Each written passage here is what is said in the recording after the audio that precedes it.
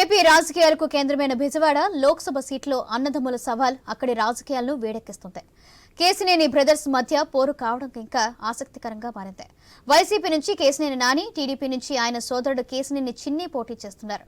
కేసినేని నాని ఇక్కడ sitting MP, 2 సార్లు TDP నుంచి గెలిచారు.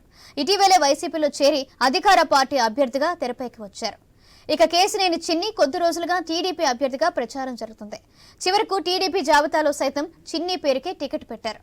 బెజవాడ లోక్సభ నియోజకవర్గం హాట్ సీటు. ఇక్కడ పాగా వేయాలని 2 సార్లు వైసీపీ చేసిన ప్రయత్నాలు ఫలించలేదు. ఇప్పుడు కేసినేని నాని రూపంలో వైసీపీకి పెద్ద అస్త్రం చిక్కింది. అయితే చిన్నిని తక్కువ అంచనా వేయడానికి లేదన్నది స్థానికంగా వినిపించే మాట.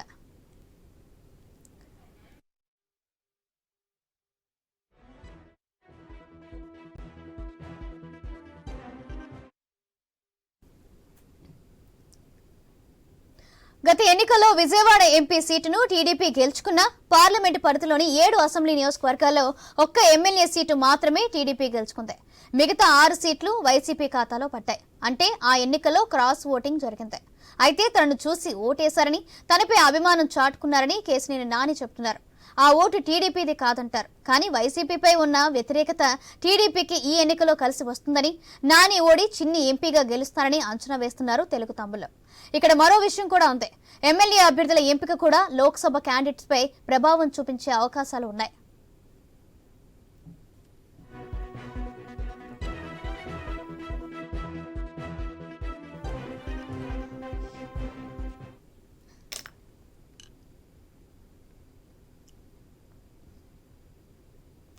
నియోజకవర్గమైన తిరువూరులో సిట్టింగ్ ఎమ్మెల్యేకు కాకుండా వైసీపీ స్వామిదాస్ కు టికెట్ ఇచ్చింది. ఇక్కడ టీడీపీ కొలికపూడి శ్రీనివాస్ కు ఛాన్స్ ఇచ్చింది. ఈసారి కూడా ఇక్కడ క్రాస్ ఓటింగ్ ఆస్కారం ఉంటుందా అని స్థానికులు, అది మరి ఎవరి వైపు ఏ ఓటు ఎటు పడుతుందనే మాత్రం అంచనా వేయలేకపోతున్నారు. అలాగే విజయవాడ వెస్ట్ సీటుపై పొత్తుల ఎఫెక్ట్ కనిపిస్తుంది. ఆ ప్రభావం ఎంపీ సీటుపైన ఉంటుందని అనుకుంటున్నారు.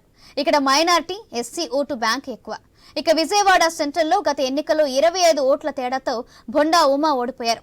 ఈసారి ఆ సానుభూతి కల్పిస్తుందని టీడీపీ అనుకుంటుంది. అలాగే వైసీపీ సిట్టింగ్ ఎమ్మెల్యే మల్లాది విష్ణును కాకుండా మాజీ మంత్రి వెల్లంపల్లి శ్రీనివాస్ కు టికెట్ ఇచ్చింది.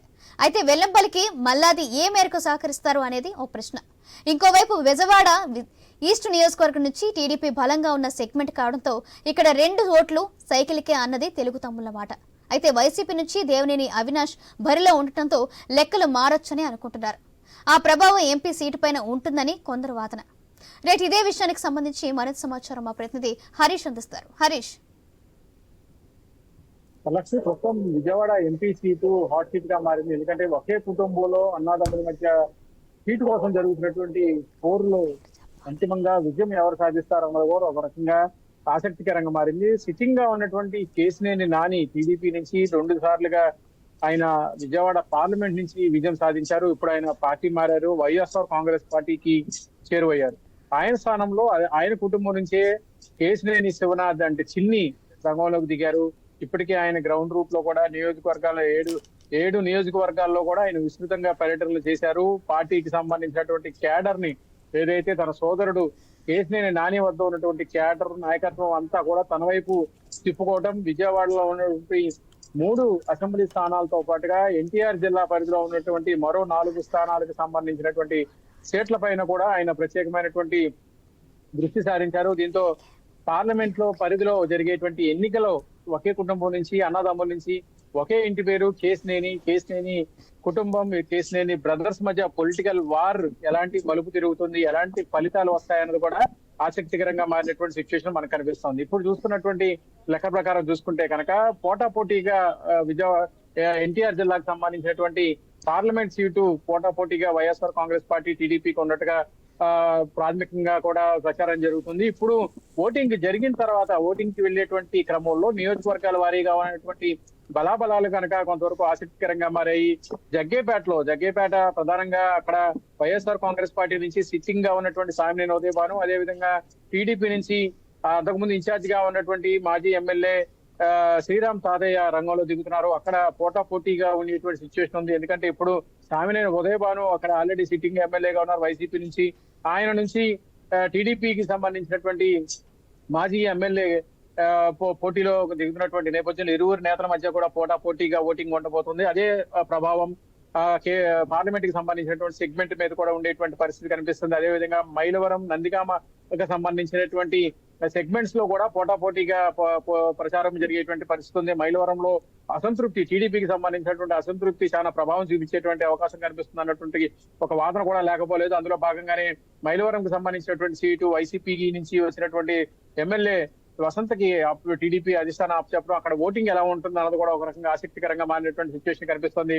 అక్కడ పూర్తిగా క్రాస్ ఓటింగ్ జరుగుతుంది అన్నటువంటి ఒక ప్రధానమైనటువంటి ప్రచారం, ఒక టాక్ కూడా నడుస్తున్నటువంటి సిచ్యువేషన్ కనిపిస్తుంది. ఇక తిరువూరులో కూడా ఎస్సీ సామాజిక వర్గానికి సంబంధించినటువంటి ఓట్ బ్యాంక్ ఉంటుంది. అక్కడ నల్లగట్ల స్వామిదాస్ దాదాపుగా 25 సంవత్సరాలుగా ఆయన టీడీపీ నుంచి కూడా పనిచేశారు. ఆయన్ని కూడా వైసీపీలోకి కేసినేని నాని నాయకత్వంలో తీసుకొచ్చినటువంటి సిచ్యువేషన్ ఉంది. సో అక్కడ ఎలాంటి పరిణామాలు ఉంటాయి అన్నది కూడా ఒక రకంగా ఆసక్తికరంగా మారింది. అక్కడ పూర్తిగా వైసీపీకి అనుకూలమైనటువంటి పరిస్థితులు ఉండేటువంటి ఒక పరిస్థితి ఉందన్నటువంటి ఒక ప్రచారం కూడా జరుగుతుంది. ఎందుకంటే కనుక ఇప్పటికే టీడీపీలో ఉన్నటువంటి కేసినేని నాని ఎంపీగా ఉన్నారు, ఆయన వైసీపీకి వచ్చారు. ఇప్పుడు ఆయన రాకముందు టాటా ట్రస్ట్ ద్వారా చేసినటువంటి కార్యక్రమాలకు సంబంధించినంత వరకు కూడా భారీ ఎత్తున నిధులను సమీకరించారు. టాటా ట్రస్ట్ సహకారంతో కేసినేని నాని పూర్తిగా నియోజకవర్గ వ్యాప్తంగా కూడా త్రాగునీటికి సంబంధించినటువంటి సమస్య నిర్మూలనకు విశేషమైనటువంటి కృషి చేసినటువంటి సిచ్యువేషన్ ఉంది కేసినేని నాని.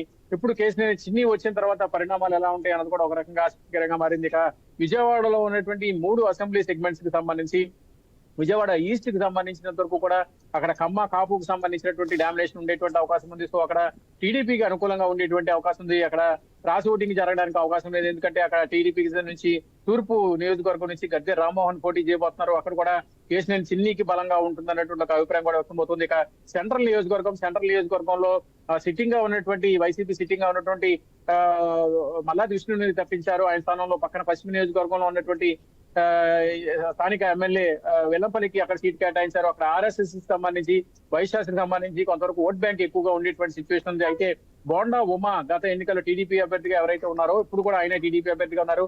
బోండా ఉమా కేవలం 25 ఓట్లతోనే అప్పుడు సమీప ప్రత్యర్థి వైసీపీ అభ్యర్థి మల్లాది విష్ణు మీద ఓటమి పాలైనటువంటి సిచ్యువేషన్ ఉంది. సో ఆయన ఓటింగ్ ప్రకారం చూస్తుంటే కనుక అక్కడ ఆయనకి అనుకూలంగా వచ్చేటువంటి అవకాశం ఉందన్నటువంటి ఒక అభిప్రాయం కూడా జరుగుతుంది. ఇప్పుడు బోండా ఉమా మళ్ళీ నిలబడ్డారు కాబట్టి ఆయనకి మళ్ళీ సీటు వస్తుంది, సీటు దక్కుతుంది, ఎమ్మెల్యేగా గెలుస్తారన్నటువంటి ఒక అభిప్రాయం కూడా జరుగుతుంది. అయితే పార్లమెంట్ సెగ్మెంట్ కి సంబంధించినటువంటి అంశం ఎలా ఉండబోతోంది, పార్లమెంట్ స్థానానికి సంబంధించినటువంటి ఓట్ బ్యాంక్ ఎలా ఉంటుందో కూడా ఒక రకంగా ఆసక్తికరంగా మారింది. అక్కడ కొంతవరకు న్యూట్రల్ గా ఉండేటువంటి పీపుల్ కూడా ఉన్నారు. వారి ఓటింగ్ ఎటు ఉంటే అటే ఎంపీకి సంబంధించినటువంటి గెలుపు ఉంటుంది అన్నటువంటి ఒక అభిప్రాయం కూడా ఉంది.